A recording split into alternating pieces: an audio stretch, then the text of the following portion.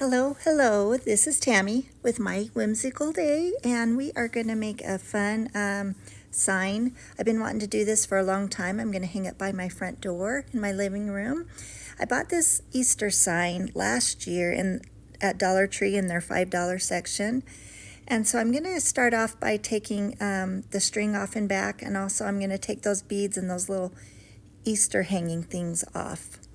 And so I wasn't sure how best to get them, but I just used my box cutter and just kind of cut right up there near the wood, and I'm sure I can use those for something else later on down the line. So it has a burlap center, and I really like that a lot.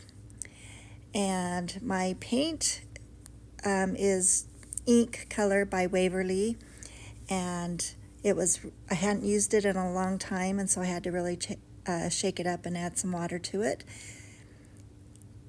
And now I'm just using some masking tape that I bought at the Dollar Tree, and I'm going around all the edges so I don't get paint on the burlap center. But as luck would have it, I did get a couple black spots on my burlap. I wasn't too happy about that, and I was hoping the things I'm going to put on the burlap would cover it, but anyway, it ended up working out. So I'm just going to paint the entire frame, the inside and the outside of the frame, in this black chalk paint. So I'm just going round and round, making sure it's all covered really well.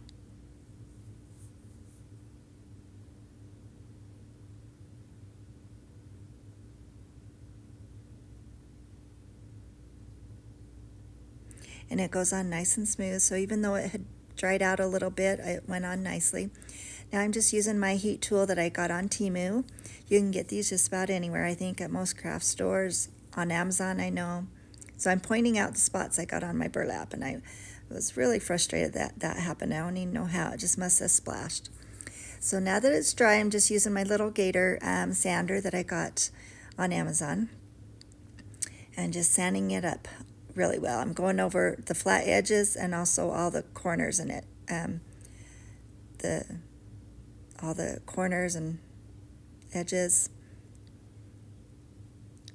And I had a lot of black dust on, so I'm being careful as I'm pulling that tape off, and just kind of shaked it on to my garbage there. And you can see there's still some on there, but it shakes off pretty well. Now I got this H, M, and E letters at Hobby Lobby. I think they're 4-inch size.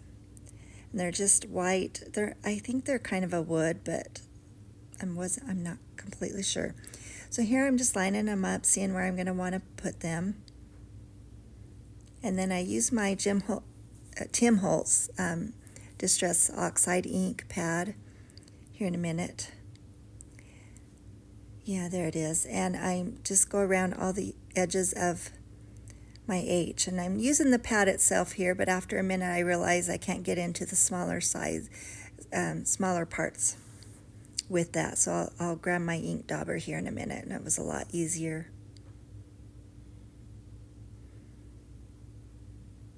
But it's just a dark charcoal color, almost a black. So here I'm using my dauber, and it went on much easier and quicker.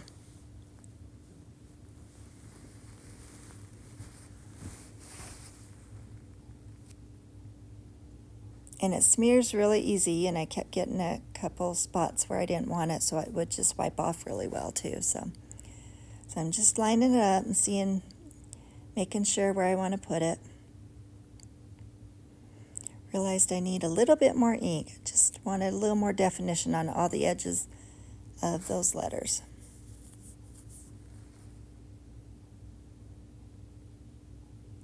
So I was going to start hot glue, and I realized I wanted to put a little bit of E6000 on each piece too, just for a strong permanent hold.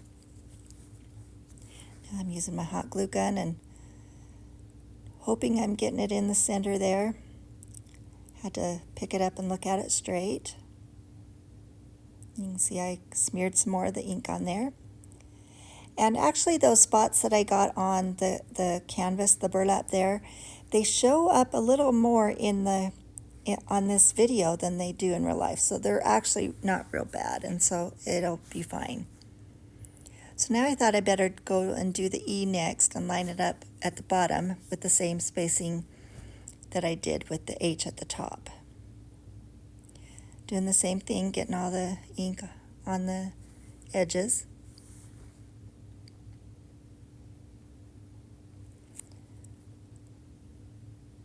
I'm going to glue it on there really well.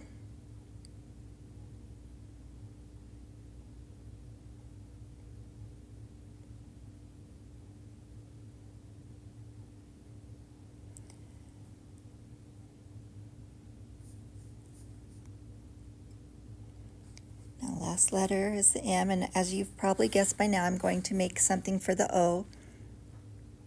And I first thought about putting like a magnet on that I could do something for each either month or each season, but I decided just to make one little wreath O and make it permanent. And I really, really love how it turns out, as you'll see here in a few minutes. So I'm getting that M on there now.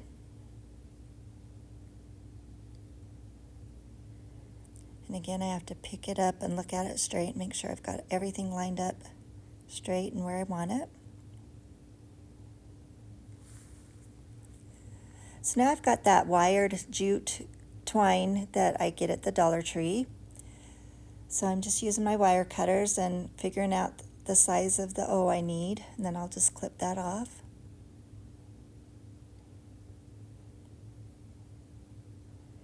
And I'm just kind of overlapping the ends there and wrapping one little wire around the other, and then I will hot glue it to secure it really well.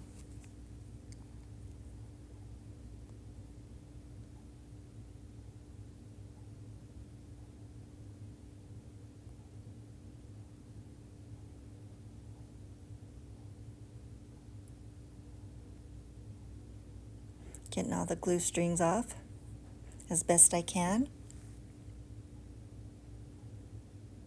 Now this jute twine I got on Amazon. It has little leaves all the way around in it. It's kind of twisted in there. And so I was trying to decide how I wanted to put it on, and I decided I wanted to wrap it round and round and round as I went around the circle. So I thought it was easier just to cut off a bunch.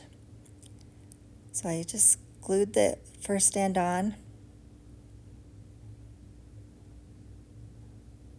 And then I just wrap it through the loop and around and then back through the loop till I go completely around the circle, and then I do that again. So I go around twice. Here I'm just about to the end. And I thought in my head it would be much fuller, but I could see it wasn't full enough. So after I glue this end on there, I'm going to get some greenery, some boxwood little leaves that I got at Walmart. I use these in a lot of my crafting. And I just cut off all the little pieces, and I'm just going around and I'm going to glue those on just one at a time. And this made it so cute and much more full, and the look I was really trying for and going for.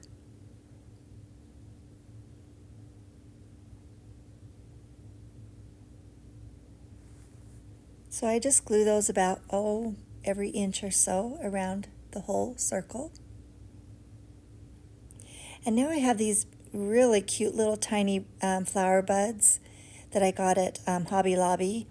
And they come in a variety of colors. And I'm not sure what you call this color. It's kind of a dark, dark coral or salmon color. And I think it's really pretty. It's going to go in my living room. And they come in like a tan and a cream color and a country blue, if I remember right. And they'll be fun in a lot of crafting projects. So again, I'm just gluing those randomly spaced around the entire wreath, and it turned out so, so cute.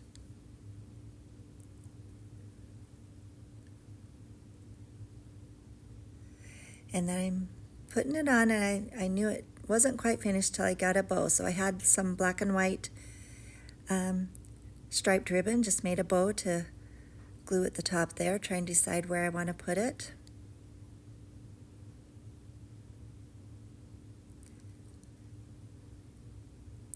And again, at this point, I wasn't sure if I wanted to do a magnet and make it temporary or if I was going to glue it on and make it permanent. So that's why I'm showing you like that. But then I decided, no, I'm just going to leave it like that and make it permanent. So I put about 3 dabs of hot glue on it.